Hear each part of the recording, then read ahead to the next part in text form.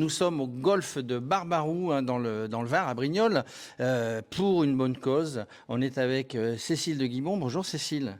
Bonjour. La bonne cause, c'est quoi? C'est les cycles de l'immobilier. Elle va nous raconter ce que sont les cycles de l'immobilier.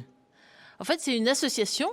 Donc, il y a un bureau, nous sommes tous bénévoles et on s'appuie sur quelques partenaires et prestataires.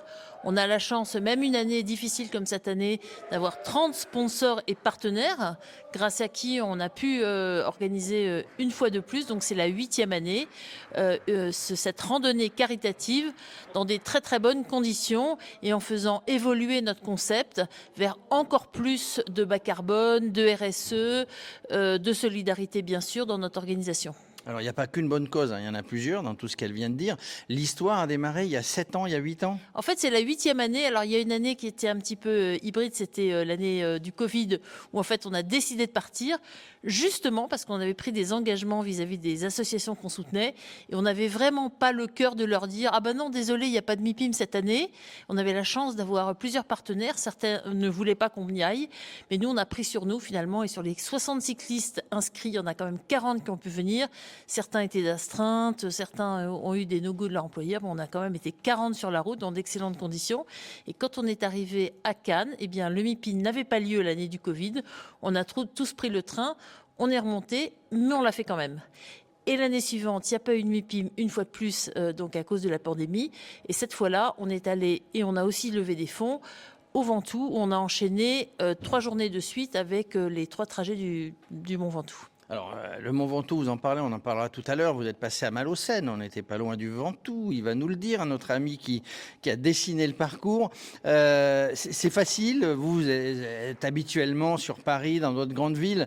Vous êtes des entrepreneurs, des dirigeants de grandes entreprises qui sont dans l'immobilier. C'est facile, à un moment donné, de se mettre sur un vélo, même si on sait que c'est pour la bonne cause, et de dire « Allez, on y va, on va gagner ». Je crois qu'il faut une petite dose d'inconscience et puis il faut aussi faire confiance à ceux qui vous entraînent. Donc moi, la plupart des nouveaux cyclistes, je leur dis mais comment tu te retrouves là, etc. Qui t'en a parlé? Et à chaque fois, c'est des histoires de rencontres et quelqu'un qui faisait pas forcément beaucoup de vélo, mais qui a été invité à venir. Et moi, en ce qui me concerne, à partir du moment où c'était Peter Terrell qui m'a dit mais Cécile, tu as fait l'ascension du Mont Blanc, tu dois être capable de monter sur un vélo. Je me suis dit si Peter croit que je suis capable, c'est que je suis capable. Et c'était assez inconscient parce qu'en fait je faisais beaucoup de vélo dans Paris, mais pas du tout de vélo de course. J'étais jamais montée sur un vélo. Ça, on a les pieds attachés sur les pédales quand même. Hein. Il faut prendre le coup d'ailleurs, vous avez raison de le souligner, c'est pas très facile. Alors en fait... le groupe a énormément progressé. Tout le monde croit que je suis très très forte, c'est pas du tout le cas. Il y a beaucoup de personnes qui, dans les montées, sont obligées de me pousser et on est plusieurs dans ce cas-là. Donc c'est tout l'esprit en fait de cette randonnée, c'est que chacun y arrive à sa mesure, mais en fait maintenant avec notre organisation de solidarité entre cyclistes, vous voyez une journée comme aujourd'hui, tout le monde a fait les 130 km. Personne n'est monté dans le bus, personne n'est monté dans les camionnettes qui nous suivent et on y est tous arrivés en restant tous groupés pour des questions de sécurité. Un vrai travail d'équipe. Voilà, exactement. Moi, c'est ce que j'aime dans ce sport. C'est le collectif. J'ai pas eu la chance de jouer au foot ou de jouer au rugby quand j'étais petite, donc je me rattrape. Et là, vous imaginez déjà que vous allez faire la 9e, parce que demain, ça arrive au MIPIM à Cannes, hein, mais vous imaginez déjà la 9e ou là, vous dites, bon, il faudrait quand même que je me calme? Écoutez, je crois que c'est plutôt la 2e option parce que il faut pas faire l'édition de trop. Moi, je me suis énormément entraînée, je vous cache pas. Hein, j'avais un programme particulier qui m'avait été donné avec du fractionné et des séquences à 200 watts alternées de repos pendant des périodes de 5 minutes.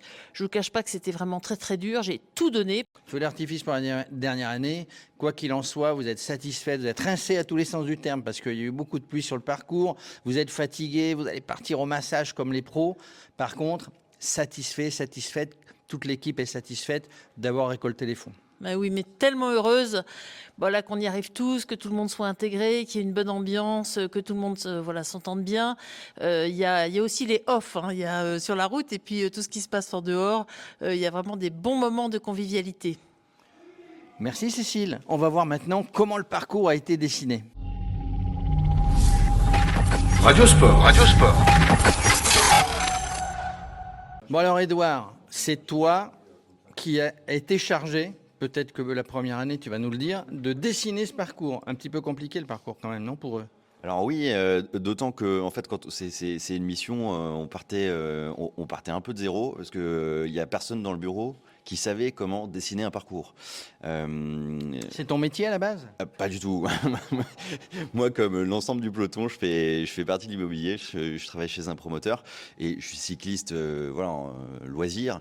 Mais c'est tout. Voilà, j'avais jamais dessiné un parcours si ce n'est ma sortie du samedi. Alors, Ça fait. comment on s'y prend? On sait d'où on va partir, on sait en tout cas où on va arriver. Vous êtes parti de... Où est-ce que vous êtes parti? De Lyon, hein, par là? Alors, effectivement, on est parti d'une ville qui est un peu au sud de Lyon, qui s'appelle Givors. C'était la guideline du début. On s'est dit, OK, on part de Lyon, on arrive à Cannes, logique, pour rejoindre le MIPIM. Et ensuite, on a pris une carte et on s'est dit, quelles sont les régions qu'on doit traverser, les régions de France qui sont sympas, où on a des jolis panoramas, où on va avoir des jolies routes. Et donc, on est passé en Ardèche, dans la Drôme, dans le Luberon, et ici on finit dans le Haut-Pays Varois. On arrive à Cannes demain sur la Croisette. Alors vous êtes des vainqueurs parce que vous êtes passé partout avant la neige, hein. La neige est arrivée derrière, à ce que j'ai vu.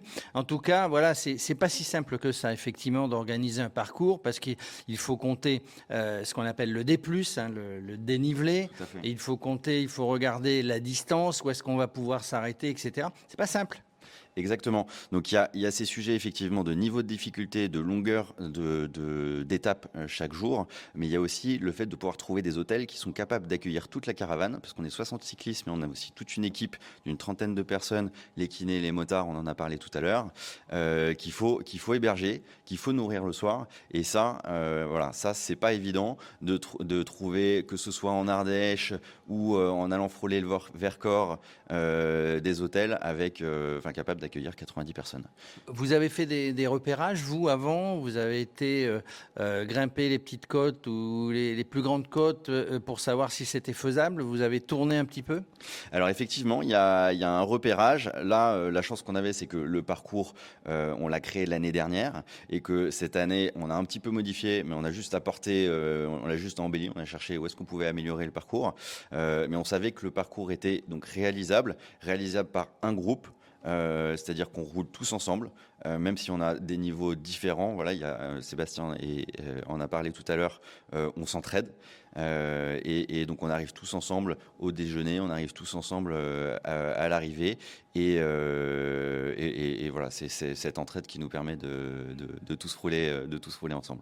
Vous faites du tourisme un petit peu quand vous baladez comme ça, vous faites des photos, c'est sympa parce qu'il y a des belles images, hein, on les voit sur les réseaux sociaux, il y a quelqu'un qui vous suit évidemment, mais est-ce que vous arrêtez à un endroit admiré ou est-ce que vous y allez comme les coureurs du Tour de France ou autres, à fond pour arriver le plus vite possible? L'objectif, c'est avant tout de profiter, que tout le monde puisse profiter de ce panorama. Et effectivement, on passe à côté du lac du Verdon. On y est passé aujourd'hui. C'était assez somptueux.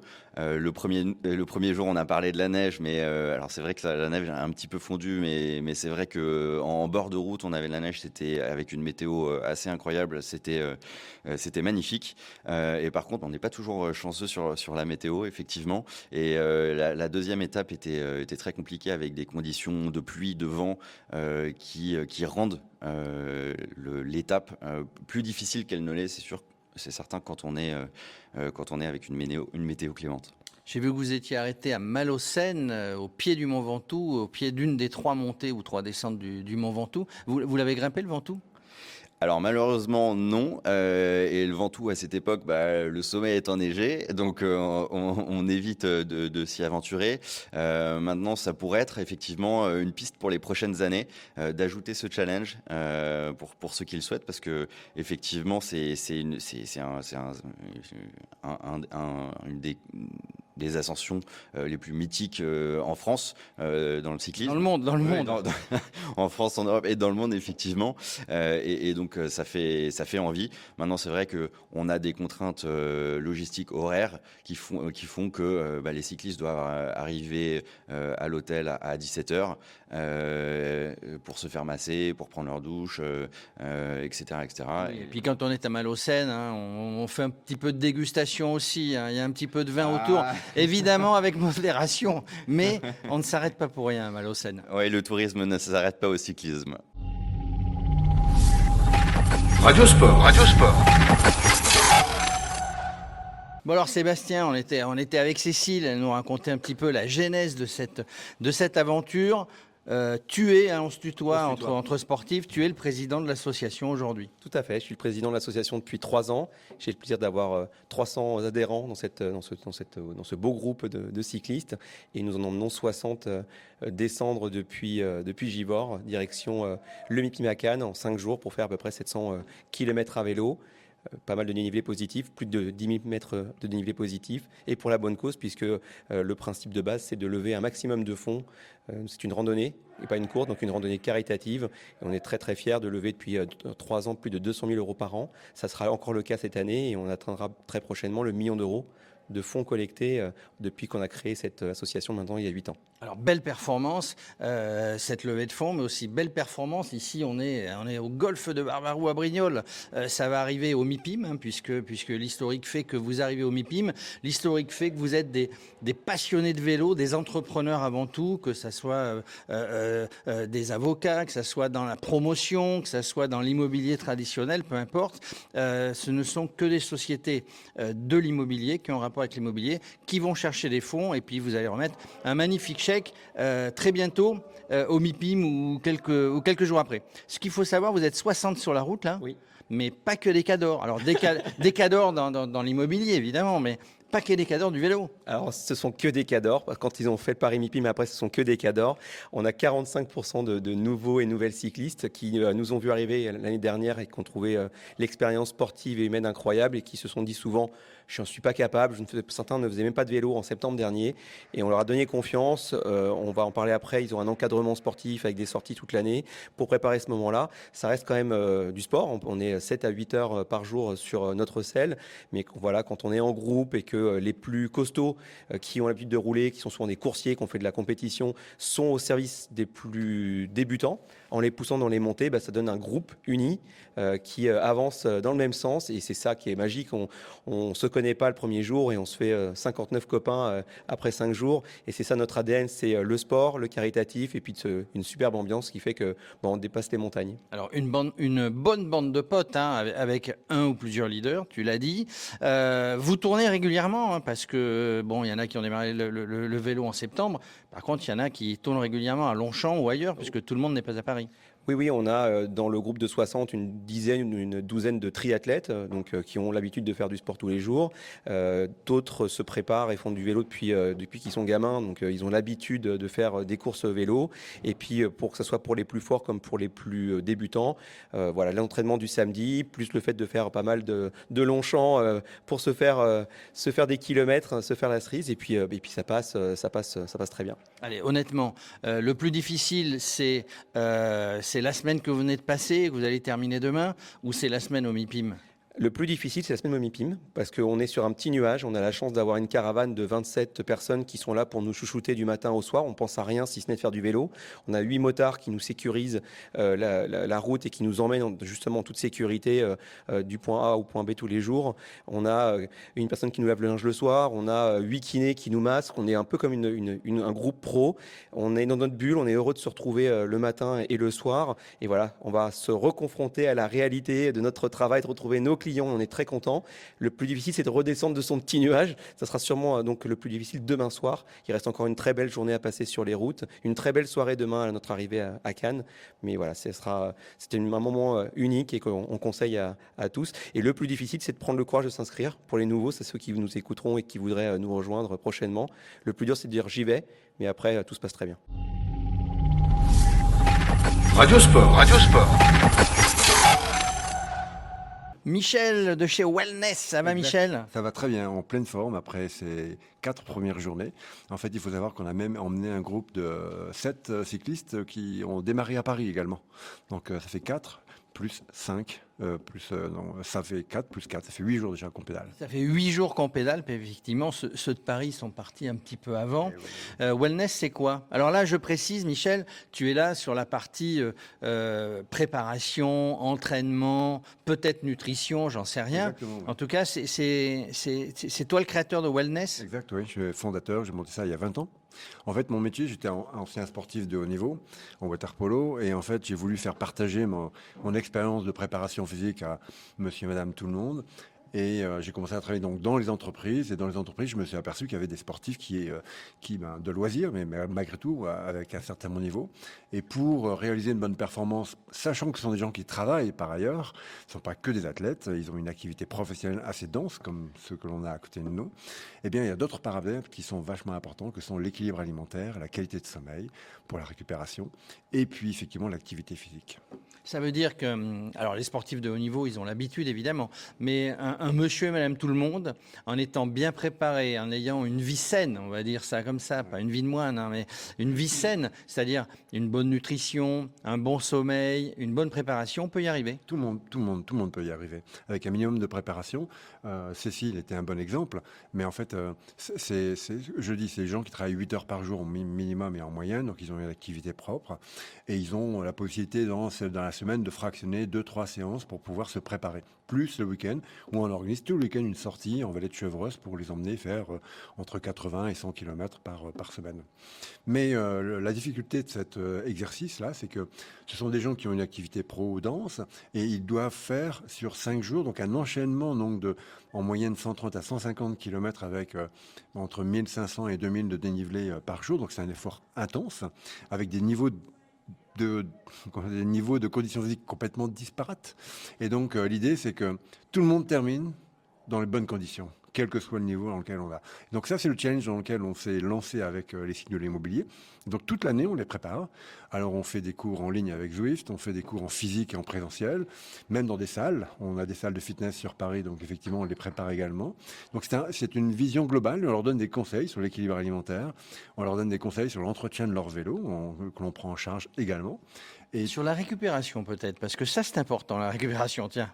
Quand on part 5 jours ou 8 jours. C'est même fondamental. Alors la particularité, c'est qu'en fait, comme ils sont très heureux de se retrouver, les nuits sont courtes. Et en fait, la récupération, on vous l'a dit, c'est fondamental. Donc en fait, il faut, en fonction des cycles de sommeil des uns et des autres, il faut leur donner cette capacité de récupération. Bon, je dois avouer que je n'y réussis pas parce que entre minuit et 1 heure, il faudrait que je fasse comme Giroud faisait à l'époque. Giroud faisait, il allait voir si les gars allaient. Et puis surveiller le bar. Donc, non, mais on a affaire quand même à des gens sérieux ici, hommes et femmes, évidemment. Un jour de l'arrivée, quel est l'état des troupes? Plutôt en bonne forme. En fait, plus ils pédalent, mieux ils vont. Ils pourraient aller plus loin finalement que Cannes. Alors, non, enfin, il y a un objectif, c'était 5 jours de pédalage. On va dire qu'ils ont une activité pro derrière qui va s'enchaîner. Mon objectif, comme leur objectif, c'est d'arriver là-bas en super forme. Tous, parce qu'en fait, ils vont tous se retrouver pendant 5 jours dans ce salon et il va y avoir encore une sorte d'euphorie post-cycle, en fait, post-descente. Donc, l'objectif, le nôtre, partager avec eux, c'est qu'ils se fassent plaisir pendant cette descente. Donc, on les a préparés au mieux sur ces 3 thématiques, nutrition, sommeil, activité physique. Mais c'est surtout qu'ils arrivent tous ensemble là-bas avec une banane. Et ça, je peux vous assurer qu'ils vont l'avoir. Oui, parce que vous avez raison de le dire. Hein, là, à partir de demain, lundi, c'est dans les stands, parce que le MIPIM, c'est pas une rigolade. Hein, c'est le marché international de l'immobilier. Il faut être là. Oui. En forme. Oui, mais là, ce qui s'est créé dans ce groupe-là, c'est que ce sont tous des pros de l'immobilier qui vont se retrouver dans un salon, mais il y a un lien qui s'est créé entre eux. C'est pas que du sport. Il y a un lien qui s'est créé au travers d'une activité physique dans laquelle les joueurs ont partagé, ont souffert ensemble. On l'a dit, on a poussé, les plus forts poussés, les moins forts, pour tout ce qui est arrivé. C'est l'état d'esprit qui est vraiment très, très important. Et puis, la symbolique de venir à Cannes en vélo aussi, elle est aussi, parce que on a quand même... personnellement des ambitions, une responsabilité en termes de décarbonation. Donc ça, je pense qu'on le partage. Mais le fin fond du truc, c'est que les gens là sont tous avec une banane d'enfer et ils se connaissent tous. Et quand ils vont se retrouver sur le salon, Et un grand pas se fera déjà sur la connaissance de l'autre parce qu'ils ont partagé des choses extraordinaires aujourd'hui. Voilà. On partage tout et je le rappelle, c'est destiné depuis 8 ans aussi à récolter des fonds pour des associations. En gros, il y avait des objectifs, tous les objectifs sont atteints. Oui, exactement. Alors ça, c'est la cerise sur le gâteau. C'est-à-dire que tout le monde avait ça en tête et tout le monde a ça encore en tête. Et c'est notre leitmotiv au quotidien, c'est récolter des fonds pour les 3 associations.